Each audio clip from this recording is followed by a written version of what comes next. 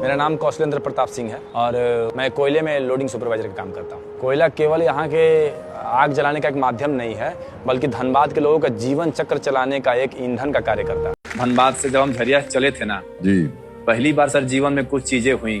पहली बार वायुयान में कदम, पहली बार हवाई यात्रा के पट्टी पर कदम, पहली बार किसी बड़े होटल में डबल बेड के कमरे में मखमल वाले बिस्तर में नींद मैंने जीवन भर ढोया है, कभी मजदूरों को, कभी कोयला को, कभी लोगों को, परिवार को, बच्चों को। अब सोचिए सर, केबीसी ने कहा मुझे लाके पहुंचा दिया। बहुत बहुत बधाई आप।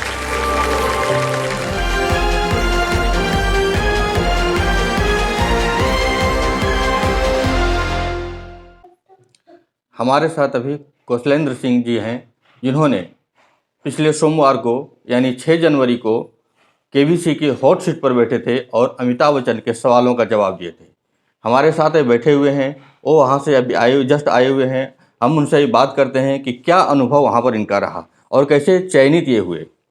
कौशलेंद्र जी, पहले में तो बहुत बहुत बधाई आपको जी। बहुत आप केबीसी खेल के आए हैं, तो कैसा अनुभव रहा वहाँ पे आपके केबीसी में? बहुत अच्छा, बहुत ये अविस्मरणीय अनुभव रहा मेरे जीवन काल का, और शायद ये मेरे जीवन काल के एक बहुत बड़े बदलाव के रूप में ये अनुभव रहा मेरे लिए, जो आने वाले सालों में, महीनों में मैं इसको ज़रूर अनुभव लूँगा। इतना बड़ा मेरे लिए ये उपलब्धि रहा। अब धनबाद से चुन के गए, वहाँ गए, अब किस तरह से प्रक्रियाएं में गुजरना पड़ा, कैसे आप वहाँ पर गए? देखिए, मोबाइल से मैं खेलता था और मेरा चयन होने का सारा प्रक्रिया जो है मोबाइल के मतलब माध्यम से ही हुआ। वीडियो कॉल के माध्यम से इंटरव्यू हुआ और चयनित होने के जो भी प्रक्रिया है वो सभी मोबाइल के माध्यम से ही किया गया है। कब से आप इसमें लगे हुए थे? मैं विगत 4 साल से खेल रहा था। पिछले 4 साल से मैं खेल रहा था और मैं मोबाइल से खेलने का कारण था कि मतलब अब कोरोना काल के बाद से आप देखे होंगे, काम काफ़ी मतलब बदलाव आ गया था, उतार चढ़ाव आ गया था, और आर्थिक रूप से कहीं ना कहीं मेरे पिताजी के ज़माने का जो व्यवसाय था वो तो बंद ही हो चुका था, और जो उसमें दाल रोटी चलाने पर हम लोग काम किया करते थे वो भी धीरे धीरे बंद हो रहा था। तो काफ़ी कोरोना काल के बाद आप देखे होंगे सभी धंधों पे, व्यवसाय पे, काम पे, मजदूरी पर असर पड़ा था, तो मेरे पर भी पड़ा। तो काफ़ी डिप्रेशन को दूर करने के लिए मैं मोबाइल के माध्यम में सोनी लिव को इंस्टॉल किया मोबाइल पे और ये खेलना शुरू किया, और समझ जाइए कि आज मेरा जीवन बदल दिया उस एक माध्यम ने। डिप्रेशन से ही मुझे नहीं निकाला, मेरी आर्थिक स्थिति और मेरी सामाजिक स्थिति को बदल के रख दिया है। कौशलेंद्र जी, अब कितना वहाँ पर जीते और किन किन सवालों का आपने जवाब दिया? कौन सा ऐसा सवाल था जिसमें आपको फंसना पड़ा?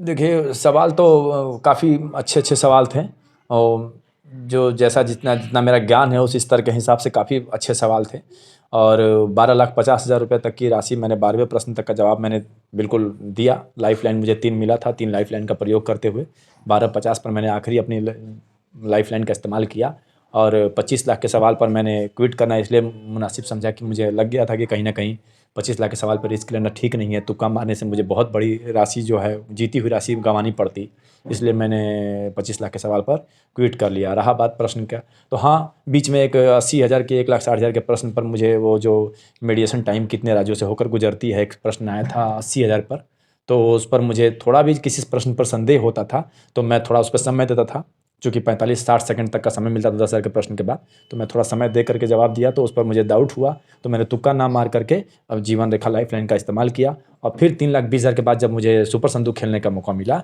तो मैंने वो खोई हुई लाइफलाइन को फिर से जीवित कर लिया। राशि ना लेकर के उसमें विकल्प मिलता है, आप जीवन रेखा लो या राशि लो, तो मैंने 8 सवाल का जवाब दिया था उसमें सुपर संदूक में, तो 8 सवाल का राशि ना लेकर के मैंने जीवन रेखा को फिर से यूज़ कर लिया। फिर 6,40,000 के सवाल पे मेरा वीडियो कॉल के माध्यम से मैंने मदद मांगा, लेकिन मेरे जो मित्र थे वो उसका जवाब नहीं दे पाए, तो फिर मैंने उसी प्रश्न पर दूसरा लाइफलाइन जीवन रेखा इस्तेमाल किया। वो था आपका फिर से ऑडियंस पोल जो मैंने जीवित किया था, और उस पर मुझे ऑडियंस ने मदद किया। काफ़ी ज्ञानी और काफ़ी प्रतिभावान ऑडियंस बैठी थी, शायद मेरे किस्मत में, मेरे भाग्य में लिखा हुआ हो। तो ये चीज़ें था, उन्होंने जवाब से मैंने 6,40,000 का पड़ाव को पार किया।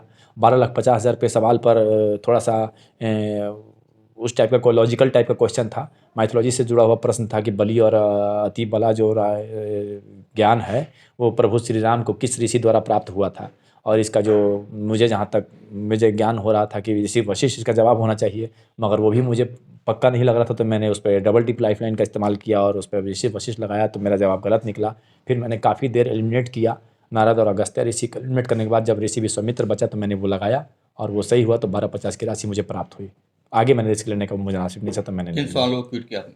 मैंने 25 लाख का सवाल जो था कि 1877 में जमशेद जी टाटा द्वारा एक कपड़े के मिल का स्थापना किया गया था, जो किसी अंग्रेजी शासक के उत्सव के नाम पर रखा गया था, उस मिल का नाम बताएं। और उसका जो जवाब था वो ऑप्शन में था, शायद बी में एम्प्रेस मिल था, सी में विक्टोरिया मिल था और डी में जुबली मिल था। चूँकि मैं झारखंड का रहने वाला हूँ और जमशेद जी से जहाँ तक मेरा ज्ञान कर था कि जुबली मिल होना चाहिए, क्योंकि जुबली पार्क नाम से मैं कोई जगह का नाम सुना हूँ, तो मैं काफ़ी देर तक उस पर विवेचना किया और अपने ही मन में मैंने बुदबुदा करके उसको सवाल का एलिमिनेट करने की कोशिश किया, मगर कुछ मिनटों के बाद मुझे लग गया कि नहीं, ये बहुत बड़ा रिस्क हो जाएगा, बहुत बड़ी राशि मुझे जीती हुई राशि गंवानी पड़ेगी। तो मैंने क्विट करना उचित समझा और अमिताभ बच्चन जी ने उस पर हामी भरा और मैंने क्विट कर लिया। 12,50,000 आपने जीता है, उन पैसों का आप क्या करेंगे? 12,50,000 राशि मैंने जो जीता है, मैं केबीसी में जाने से पहले ही मेरे मन में ये निश्चय था, और केबीसी में जाने से क्या, मैं खेलने से ही मैं निश्चय था कि कभी कोई बड़ी राशि मेरे पास आती है तो जिस अधूरी शिक्षा की वजह से मुझे कहीं ना कहीं लगता है कि मैं अधिकारी बनता। मेरा सपना था कि मैं भी एक पुलिस अधिकारी बनूं या डीएम आईएएस वगैरह बनूं, लेकिन वो सपना मेरा पढ़ाई जो शिक्षा जो पूरी नहीं हो सका, आर्थिक कारणों से पढ़ाई मैंने पूरा नहीं हो पाया। हाँ, प्रयास किया गया पढ़ने का, नहीं हो पाया। तो आगे चल के आगे जो मैंने लक्ष्य लिया कि मेरे जो दोनों बच्चे हैं, मैं अपने सपने को उनसे पूरा करूंगा और इस जो पैसे कमाई हुई राशि का मैं एक एक रुपया जो है उसे उनके निर्बाध शिक्षा चलाने में प्रयोग करूंगा। बहुत अच्छी पहल आपने है कि आपका जो पैसा है वो बच्चों को पढ़ाई में खर्च करेंगे। आपका पारिवारिक बैकग्राउंड क्या है और आप क्या करते हैं? देखिए, पारिवारिक बैकग्राउंड, मेरे पिताजी हैं जो कोयला के सप्लाई का व्यवसाय किया करते थे, मगर कुछ आधुनिकता के समय में नियम के बदलाव के वजह से और भट्ठों पे पैसा फंसने की वजह से उनका धंधा जो है बंद हो गया। और मेरे नाना जी भी 3 पीढ़ी मेरे कोयले के इसी व्यवसाय में थी, मगर संयोग बस काम बंद हो जाने के बाद, आर्थिक रूप से कमज़ोर हो जाने के बाद मुझे इसके एक छोटे काम लोडिंग सुपरवाइज़र के काम पे मुझे जाना पड़ा, क्योंकि मुझे भी ये लगा कि कहीं पिताजी व्यवसाय से थे तो मुझे भी अगर कभी निवेश का मौका, कभी कहीं से कोई राशि प्राप्त हो जाएगा, कोई निवेशक मिल जाएगा तो मैं भी कभी करूँगा, तो मैं जुड़ा तो रहूँ। तो इसके लिए मैंने इसमें लोडिंग सुपरवाइज़र का काम किया। मैंने लोगों के लोडिंग लगवाने का, को दूसरे का मतलब कोयला लेकर के, गाड़ी लेकर के लोडिंग करवाने का काम सीखा, किया। काम छोटा था मगर मेरा लक्ष्य मेरा दिमाग में चल रहा था कि हार नहीं मानना है। और ज्ञान का एक समय आया तो कितनी ज्ञान, आमदनी आपको हो जाती है हाँ, अपनी उसमें कमाई? मैंने 8-10 ट्रक, अभी तो कोरोना काल के बाद से बहुत कम लोडिंग मिलने लगा था। नहीं तो पहले तो अपना भी कुछ किसी जानने वाले का मिल गया लोडिंग, कभी कुछ मिल गया तो हो जाता था, लेकिन अभी 8 से 10 ट्रक ही महीने का मैं लोड करवा लिया करता था। इतना मैं कमा के 10,000 रुपये महीना अपने आप को सेफ समझता था, चूँकि कोई फिजूल खर्ची नहीं है, पत्नी का सहयोग मिलता है घर से, मुझे कोई प्रेशर नहीं रहता है। और परिवार में भी 4 भाई हैं, तो माता-पिता कभी बीमार पड़े तो सभी भाई मिल कर के हम लोग चला लेते हैं, कोई दिक्कत नहीं होता है। तो 2 बच्चे हैं आपके? हाँ, मुझे एक बेटा और एक बेटी है। बेटा मेरा 3 साल का है, बेटी मेरी अभी बिल्कुल नवजात है, 3 महीने की है। और दीक्षा नाम है बेटी का, बेटा का नाम दक्ष है। चलिए, आपने वहाँ जो अमिताभ बच्चन के सामने आप 1 टू 1 हुए, कई तरह की आपने बात वहाँ पे की होगी। कौन सी बात ज़्यादा अच्छी लगी और कैसा अनुभव रहा आपका उनके साथ?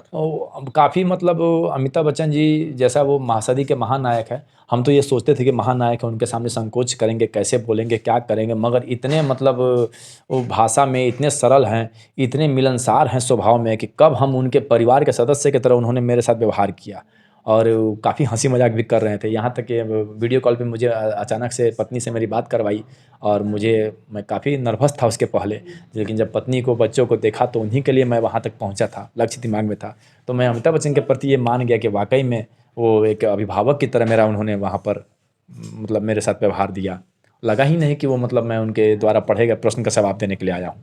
धन्यवाद के लिए कौन से बातें हैं जो आप लोग साझा किए वहाँ पे? हाँ, धनबाद की कहानी, चास नाला दुर्घटना, जैसा कि आपको मालूम है कि चास नाला की दुर्घटना पर ख़ास करके अमिताभ बच्चन जी के द्वारा एक मूवी बनाया गया, अभिनय किया गया था। वो मूवी का नाम काला पत्थर था। तो उसमें बहुत सारी रोचक जानकारियाँ, चूँकि उनको बहुत सारे लोग पहले भी झारखंड से जाते रहे हैं प्रतिभागी, तो मेरे मन में ये था कि कोई ऐसी रोचक जानकारी उनसे साझा करूँगा जो उन्हें भी देख के लगे कि हाँ, वाक़ई में झरिया के चास नाला दुर्घटना के आस-पास के क्षेत्र से मैं आया हुआ हूँ। और एक मार्मिक घटना का चर्चा मैंने किया जब चास नाला घटना के बारे में, तो मैंने बताया कि आपने भी अभिनय करते समय वहाँ पर एक आपको पानी का फव्वारा का जो अभिनय करना था, काला पानी जो गंदा पानी छोड़ा गया था और उससे वो बीमार पड़ गए थे।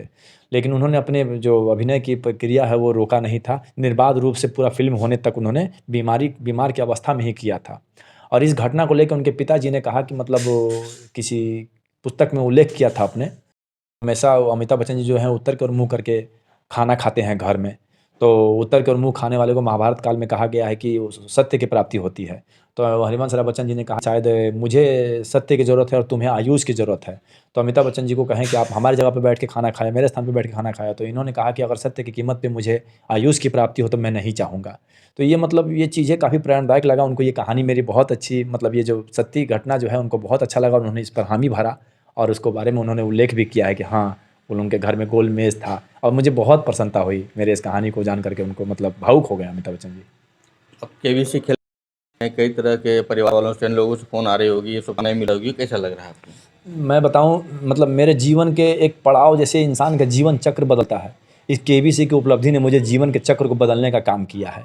ना केवल आर्थिक रूप से, सामाजिक रूप से, पारिवारिक रूप से, मेरे शुभचिंतक, मेरे जितने भी हैं, मैं बता नहीं सकता हूँ कि टीवी पे मैं आया हूँ, अमिताभ बच्चन के सामने मैं दिखा हूँ। मैं अपने क्षेत्र में, ज़िले में, प्रदेश में, देश में मेरे नाम मेरे लिया जा रहा है, इसकी खुशी का मेरे पास शब्द नहीं है वर्णन करने का।